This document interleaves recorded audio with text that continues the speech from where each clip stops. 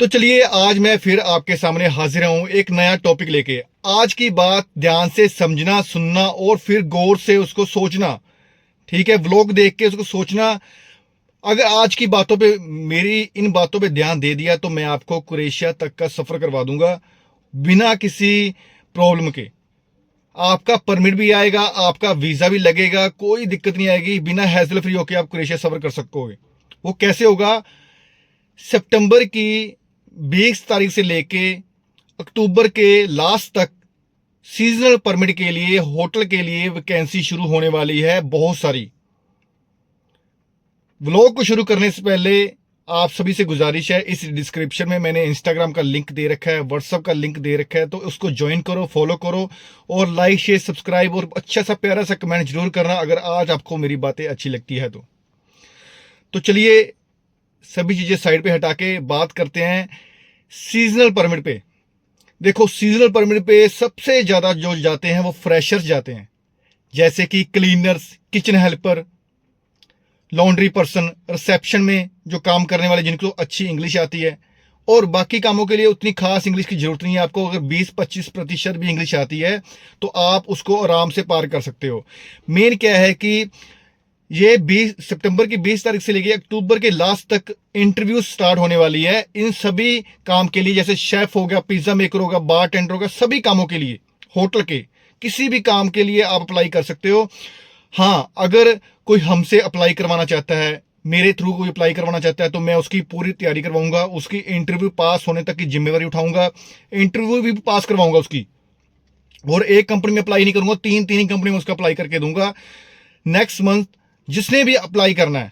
देखो, अब मैंने बोला कि वीजा कैसे लेना है। वीजा कैसे लेना है? आपने अगर वीजा लेना है तो ऑन टाइम आपको वहां पे इंटरव्यू देना पड़ेगा। तो वो इंटरव्यू जैसे ही स्टार्ट होती है, ठीक है, उसके उसके पहले आपको क्या काम करना है? आपको क्या काम करना है जो बहुत ही जरूरी काम है। जिसका रिफ्यूजल आ चुका है वो भी अप्लाई करे, जिसका पहले कहीं परमिट अप्लाई हो चुका है, जिसका परमिट नहीं आ रहा वो भी अप्लाई करे। उसके लिए documentation, passport front end back, passport size photo, 10th और 12th का सर्टिफिकेट, आधार कार्ड फ्रंट एंड बैक जरूर लगाए साथ में। और पीसीसी कौन सा चाहिए? मेन मुद्दा था पीसीसी का। कई लोगों के परमिट अभी तक नहीं आए हैं। मेन मुद्दा इस बात पे है, पासपोर्ट ऑफिस वाला पीसीसी होना चाहिए आपका, जिसपे क्रोएशिया नेम मेंशन होना चाहिए, for the purpose of Croatia.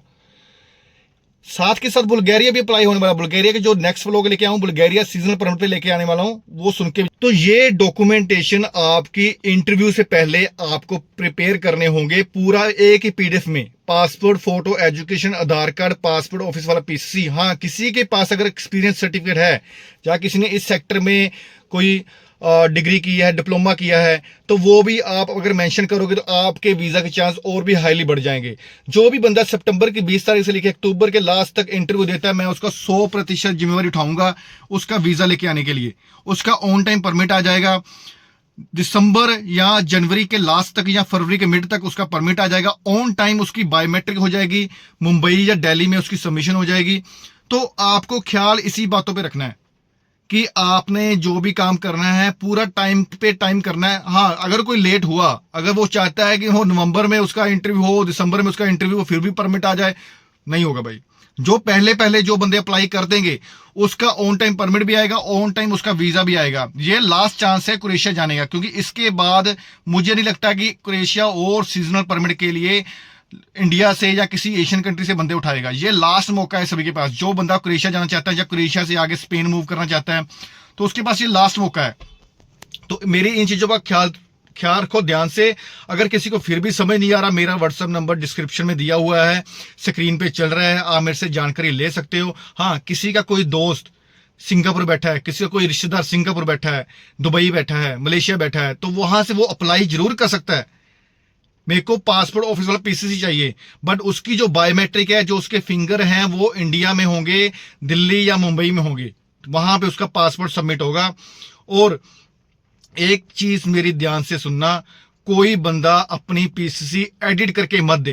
कोई डॉक्यूमेंट 10वीं 12वीं का एडिट करके मत दे। अगर एडिट किया हुआ पकड़ा गया तो उसके कोई जिम्मेवारी नहीं उठाएगा, आपको 5 साल के लिए बैन कर दिया जाएगा। अभी 4 बंदों की न्यूज आ रही है, 4 बंदों को Croatia ministry of foreign affair से बैन कर दिया गया है। क्रोएशिया में वो कभी परमानेंट अप्लाई नहीं कर पाएंगे क्योंकि उन्होंने अपनी मार्कशीट एडिट की थी। तो पीसीसी को भी भूल के भी एडिट नहीं करना। तो मैंने आपको ये टिप्स एंड ट्रिक्स बता दी है। अगर आपको वीजा चाहिए, वक्त के पाबंद रहना होगा, आपको वक्त के अनुसार चलना होगा।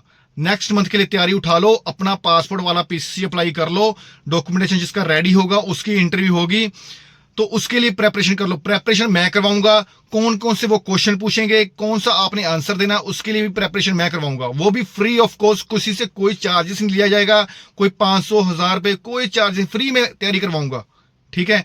हाँ, एक और बात, ऐसा मत सोचो कि अगर आप मेरे से अप्लाई कर रहे हो तभी मेरे को कांटेक्ट करना है या तभी मेरी हेल्प लेनी है। मैं चाहे आप किसी भी एजेंट से अप्लाई कर रहे हो तभी भी मैं आप लोगों की फ्री में हेल्प करूंगा, आप लोगों को पूरा टाइम दूंगा। अगर आज आपको मेरा व्लॉग अच्छा लगा हुआ तो लाइक शेयर सब्सक्राइब और कमेंट अच्छे से अच्छे रुकने नहीं चाहिए। Thank you.